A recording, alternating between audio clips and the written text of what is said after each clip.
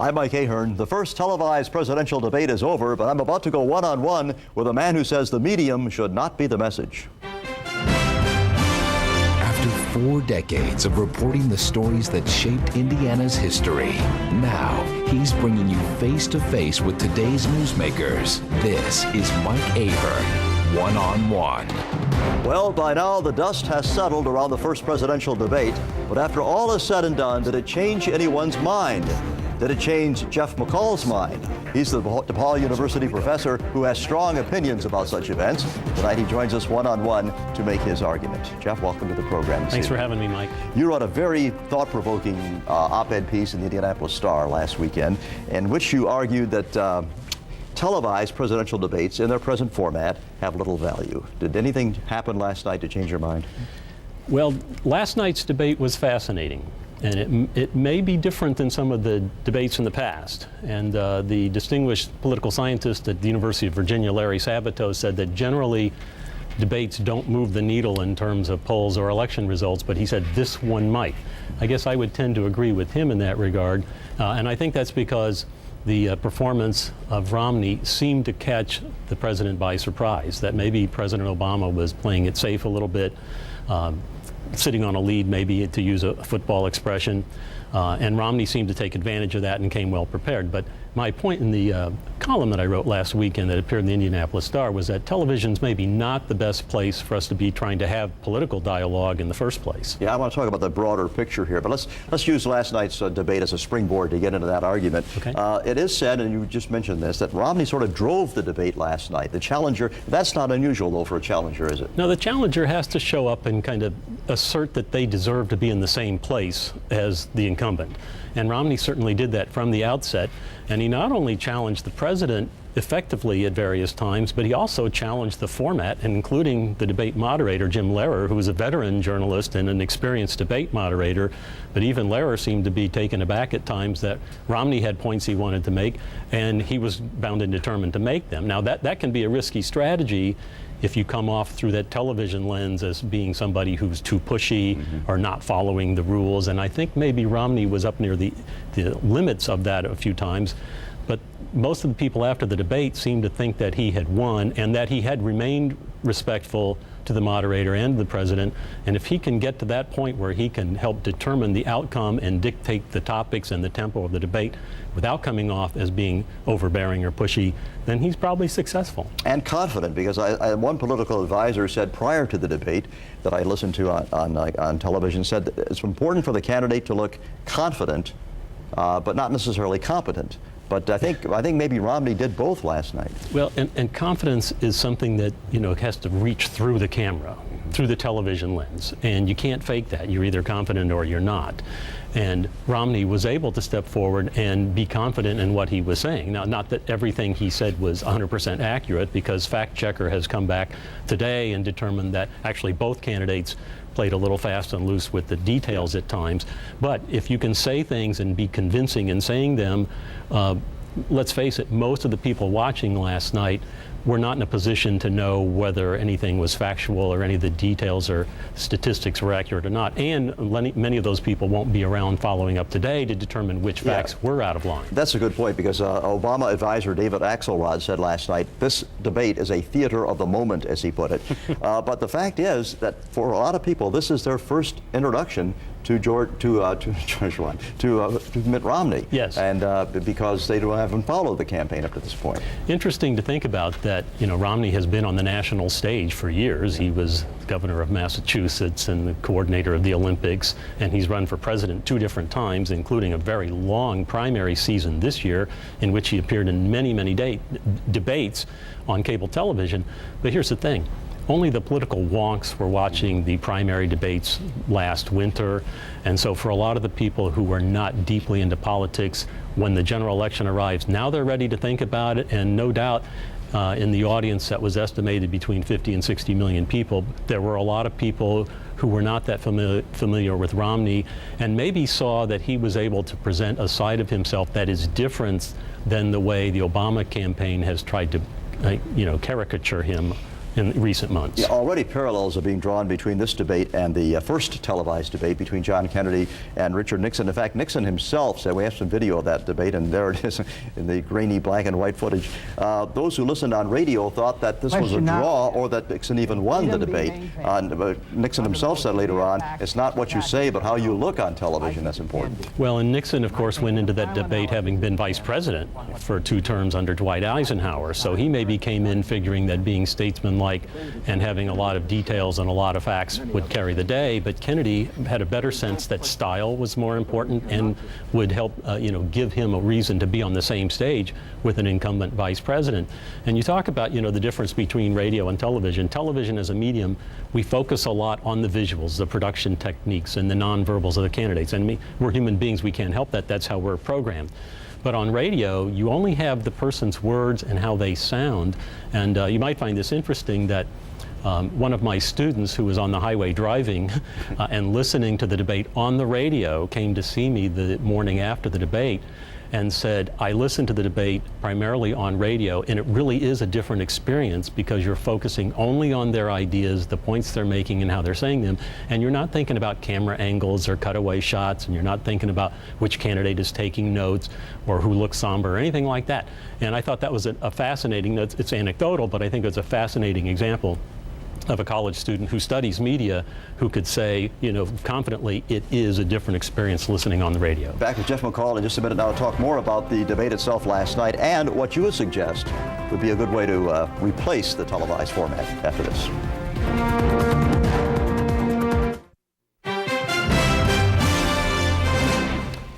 The year is 1984. Ronald Reagan, the sitting president, is debating Walter Mondale, and this is where he turned the age argument, actually, in his favor.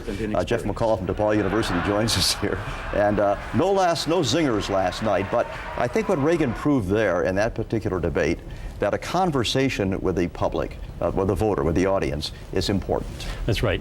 Reagan, of course, was a master of television. He was an experienced actor. He understood the power of the medium, and he went into all of his debates pretty much just to have a conversation with the American people. And at many times last night, Romney seemed to reflect that. He talked about people he'd met on the campaign trail, and he talked about, his 5 sons, sometimes not telling him the truth and that sort of thing. So, he came off as personable, and he needs to do that because, again, Romney sometimes in his past debates through the primary season looked a little stiff, maybe too bureaucratic at times. And I think he was able last night to be more conversational.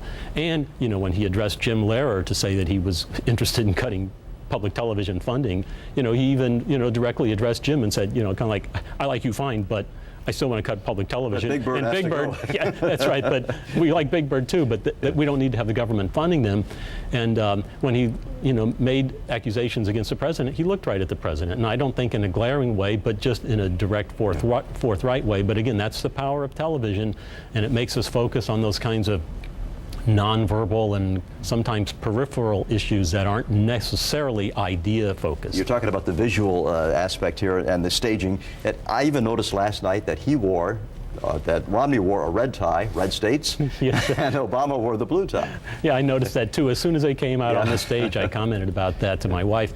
But I'll be interested to see whether they change up the colors for next time, because appearance is so important. You've got to look polished.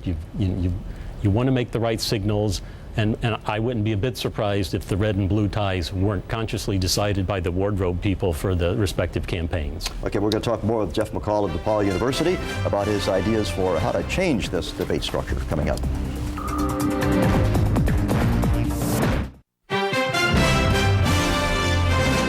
Jeff McCall is our guest one-on-one this week. He is a professor of communication at DePauw University.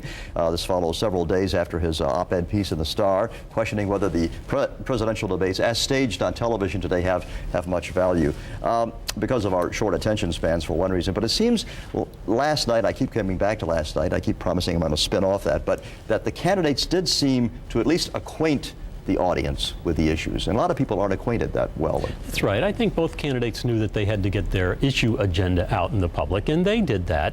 And they were able to contrast their points of view to their opponents, which I think is the key factor for any debater.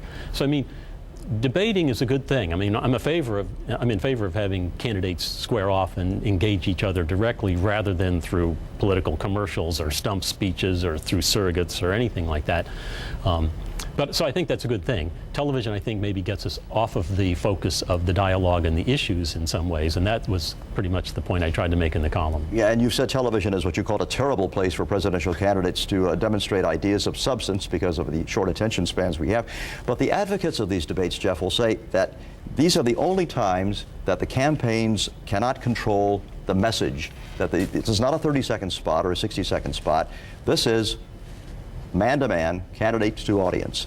And so they do have some value in that respect. Well, they do have value. I'd agree with that. I just think that we still need to kind of figure out that television changes what otherwise would happen. And I mean, I think anytime you put a TV camera on a dialogue or a discussion or an individual, you're going to change what otherwise would have happened. And I know that's been a concern over the years in terms of whether or not to have courtroom trials televised.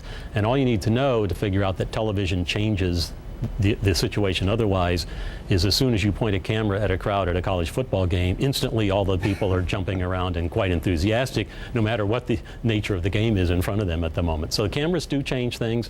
You know, television debating is here to stay. I mean, I don't want to be naive and think that somehow I can suggest television's not the right medium for political debating and somebody's going to go change it, because television is so much a part of our culture now. But I think the people who do watch debates on television do need to be aware of the difference that television makes, that television is a highly produced medium. It's a medium of emotion as opposed to rational thinking. It promotes short attention spans. There's a lot of production value, a lot of image and visual that goes in, which distracts us from focusing more clearly on the messages. And I think that was the point of my piece. You also wrote, if these televised debates are to continue, that a major overhaul is needed. In one respect, you said that the journalist moderators, perhaps you rethink that and give the candidates 90 minutes to talk to each other. Actually, that's pretty much what they did last night. What? They almost ignored Jim Lehrer. I was delighted to see that, frankly. And I respect Jim Lehrer a lot. He's a wonderful journalist. He's done a great job for many years. And as I mentioned before, he has a lot of experience in debate hosting as well. But on the other hand, he did seem to let them have at it. And I think that is the best situation of all. Because I don't think we need a referee. I'm not even sure we need time clocks. As it turns out, last night, Romney and Obama spoke roughly about the same amount of time. In fact, Obama spoke a little bit more, which surprised some people, because people thought that Romney had spoken more because it seemed like he got more into his messages. But I think the more the candidates directly engage each other, the better off we all are, so that we don't have the moderators becoming part of the story.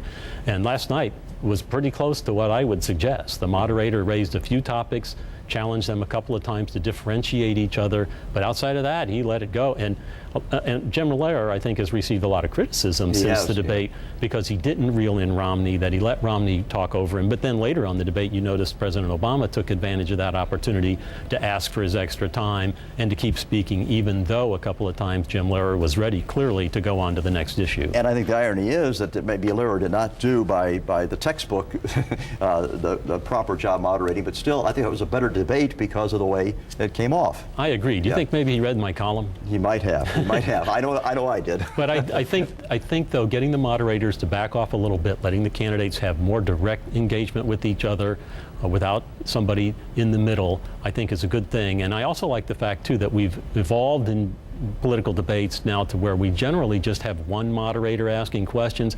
You might remember some of the old days. They had panels of journalists who sometimes, even more than the moderator, wanted to insert themselves by asking the one question that would most zing the candidates or catch somebody off guard. So I think by having one moderator, we kind of remove that, because the moderator already is the star and they don't need to share the stage with other journalists. You've said the debates would be better presented on radio, but up against sitcoms on television, probably not much of an audience. No. Better yet, you say, forget the electronic media altogether, publish written transcripts. How many people are actually going to read that? Oh, probably not, Mike. I mean, I recognize that television debates are here to stay, but I do hope that people will recognize that as they watch debates, with visuals, that the visuals aren't necessarily telling the whole story, and that they probably have other ways to learn about the candidates just than whether or not somebody performs well in a debate structure. And I think when you get right down to it, even though most people think, and the polls suggest, Romney was viewed by the voters as the winner in the debate, but that doesn't necessarily mean he'd be a great president. And I think we need to separate those issues. And I think a lot of people look at debates on TV and say, who won, who lost, who's the best debater. But the best debater might not be the best person to go into the White House and meet with multiple constituencies or reach across the aisle or deal with international diplomats or any number of other things. So I think people need to back off and say, okay, maybe Romney's the best debater last night, but let's independently decide whether that translates into who is best suited to be president. I want to broaden this conversation even more in just a minute now. Talk about, in general, the media, politics, and the news. After this with Jeff McCall.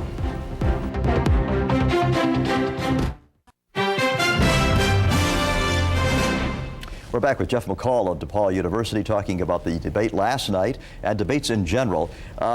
As much as campaigns grouse over the media coverage, there seems to be almost a symbiotic relationship between politics and the media.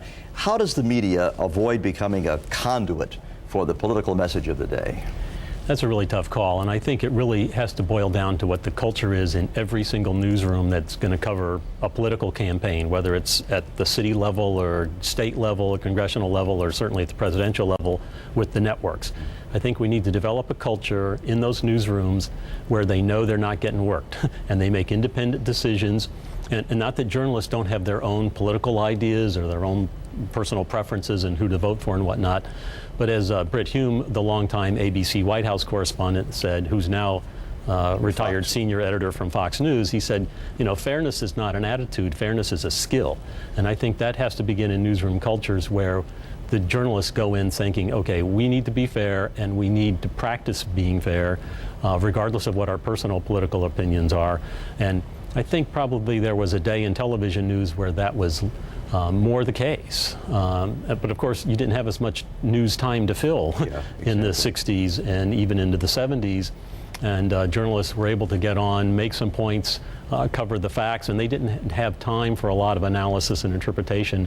And I guess I would say that's one other thing that I think television really needs to work on, is to make clear when we're reporting facts, what's happened on the campaign trail, what a candidate has said, but stay away from the interpretation or analysis. That leads me to my last question coming up after the break, and that's about opinion shows on cable as opposed to solid news. After this.